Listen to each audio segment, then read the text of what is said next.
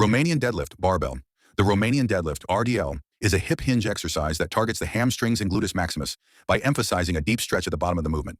Begin by setting the barbell on a rack at hip height or lifting it off the floor. If starting from the floor, the first repetition will initiate with the lowering phase. Stand tall with your feet hip-width apart, holding the barbell with a shoulder-width overhand grip. Keep your shoulders back, core engaged, and maintain a slight knee bend. Initiate the movement by hinging at your hips and pushing them backward while keeping your back straight. Lower the barbell along the front of your legs, ensuring it stays close to your body until you feel a stretch in your hamstrings. Push through your heels and extend your hips to return to the starting position, squeezing your glutes at the top. Repeat the movement for the desired number. The gluteus maximus and the hamstring, with the assistance of the adductor magnus, extend the hip.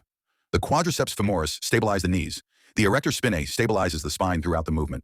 The trapezius and rhomboids stabilize the scapula, while the latissimus dorsi stabilize the back and keep the kettlebell close to the legs.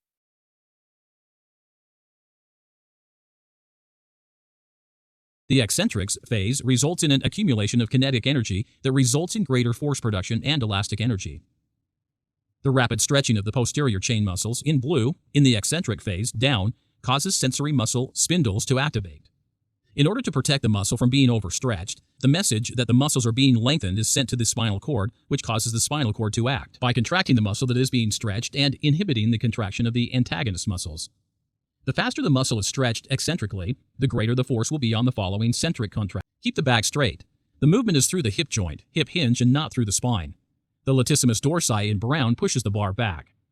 You must identify and know the angle of hip flexion at which the hamstrings pull and create backward rotation of the pelvis. Stop there. As soon as backward rotation of the pelvis occurs, the lumbar spine loses its lordosis, and at this point, we are exposed to very high loads on the vertebrae. Knee flexion releases the hamstrings somewhat and allows us to flex the trunk more. A common mistake is allowing the weight to drift away from the body. This increases the load on the erector spinae and reduces lifting efficiency. To correct this, ensure the weight starts between your feet. Practicing with a bar can help. Focus on pushing the bar against your shins to effectively engage the latissimus dorsi. Common mistake. Spine is not neutral. It is very common to see both sides of the spectrum when it comes to not having a neutral spine. On one hand, we have the athlete whose spine is in flexion, rounded. On the other hand, we have the athlete who overcompensates and pulls the lower lumbar into hyperextension, creating an extreme amount of tension and pressure on that area. Common mistake. Bar too far from the tibia during the deadlift. When the bar is too far from the tibia, it increases the moment arm on the lower back, causing the body to lean forward as the center of mass shifts away from the midfoot, the base of support, reducing the ability to lift heavier weights efficiently. To address this, keep the bar close to the tibia to reduce the moment on the lower back and improve lifting efficiency, allowing for better force transfer from the legs and hips.